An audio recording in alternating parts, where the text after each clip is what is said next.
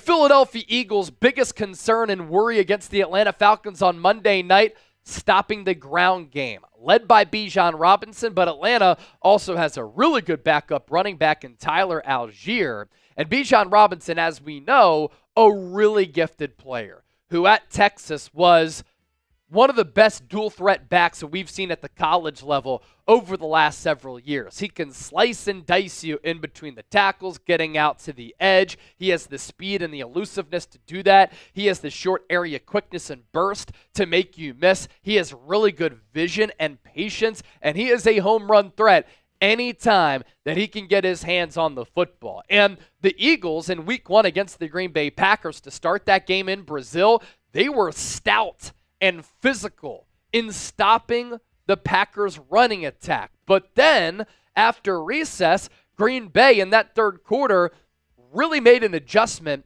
with Josh Jacobs, their prized free agent acquisition, and you could tell they really wanted to establish the run in order to set up the pass for Jordan Love.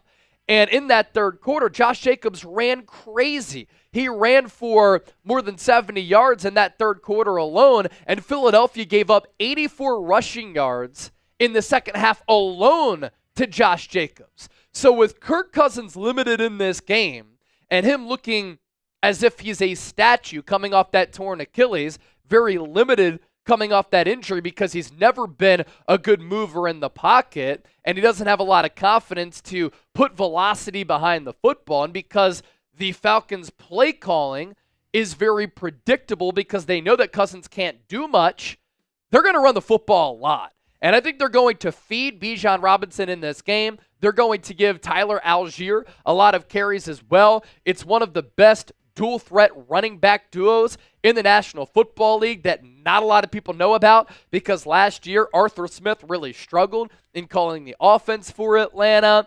And a lot of people just don't realize in general that Tyler Algier is a really quality player.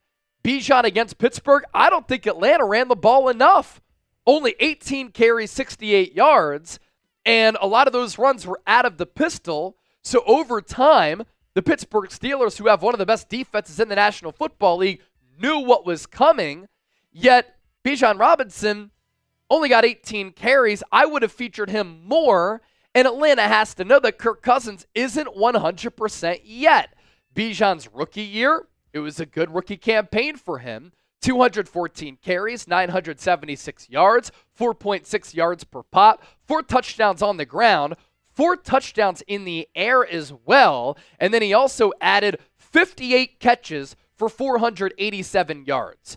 So again, going back to Cousins being limited, this is an opportunity for this Eagles pass rush to get after Kirk Cousins, muddy the pocket. Jalen Carter, Jordan Davis, I want to see you have a big game. Nolan Smith, Brandon Graham, Josh Sweat, Bryce Huff, where are you? It is time to get that pass rush going. There's no more excuses for playing on a slippery surface like you had to play on in Brazil. Thanks, NFL. You have a quarterback who can't move. He's a statue in the pocket. They're going to try to get rid of the ball very quickly to negate that pass rush. But what's another way to do that? Swing passes, screen passes to Bijan Robinson. So Atlanta going to try to feed Bijan Robinson the football a lot. It's the biggest concern that the Eagles have to look out for.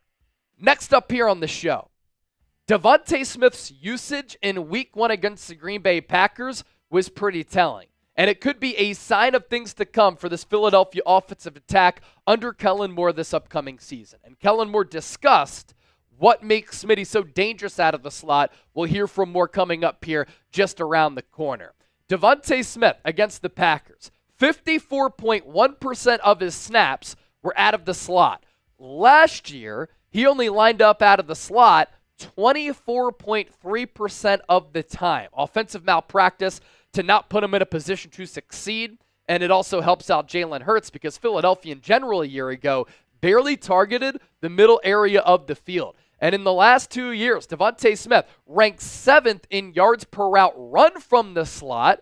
He just hasn't had a lot of opportunities to run routes out of the slot, especially last year, 24.3%. Here's what Kellen Moore had to say about Devontae Smith being utilized from the inside. Yeah, I think he just does an excellent job. He's got great spatial awareness, a great feel for the game. I think when you play inside as a receiver, there's a lot more variables. There's a nickel on top of you, but there's a safety, there's linebackers. You've got to have the awareness to kind of see and have great spatial awareness to recognize all those aspects and see how those moving pieces change the picture for you. So I think he did an excellent job finding space in the zone a couple of times. DeVonta Smith is a really special player. DeVonta Smith is also a very smart football player. So you're putting a player who's going to help you exploit mismatches against slot nickel corners, linebackers, who also can thrive there because he does have that spatial awareness and recognition, and he understands what the defense is doing. A lot of you are probably asking, Chase, you talked about his slot alignment last year. How about for his entire career? Well, in 2021, when he was the Eagles' #1 wideout, he only ran 105 routes out of the slot on 982 snaps, 10.7% of the time. Year 2, with the arrival of A.J. Brown, that doubled to 21%. Not nearly enough. Last year, you look at the numbers there, and then against the Packers, 53.9%. And it's not only the utilization of Smitty out of the slot, it's using him as the pre-snap motion man as well. And he had a great game, I thought, in week 1 against Green Bay. Couple of big catches, that one on 4th and 3. He's still very explosive, and this is working off the heels of him having an excellent training camp for Philadelphia and being one of the breakout stars for the Eagles in the lead up to the 2024 campaign. To summarize all of this, this is just smart coaching and smart offensive football. And this is what the Eagles lacked last year. They didn't have a plan. The game planning was poor. They didn't have answers against the blitz. They were last in pre-snap motion. And now when you watch this Kellen Moore offense, it looks as though it's a completely different game. And the job of a coach is to put their players in a position to succeed, and putting DeVonta Smith in the slot is a way to do that. If you enjoyed today's show, give me a real one down in the comment section. As always, I really appreciate everybody for supporting the program here. We will be live on Monday night for our Eagles-Falcons watch party. We did 300,000 views in week 1 against the Green Bay Packers. We're expecting massive numbers once again, and we're closing in on 100,000 subscribers. So if you're looking for Eagles shows every single day, be sure to hit that sub button.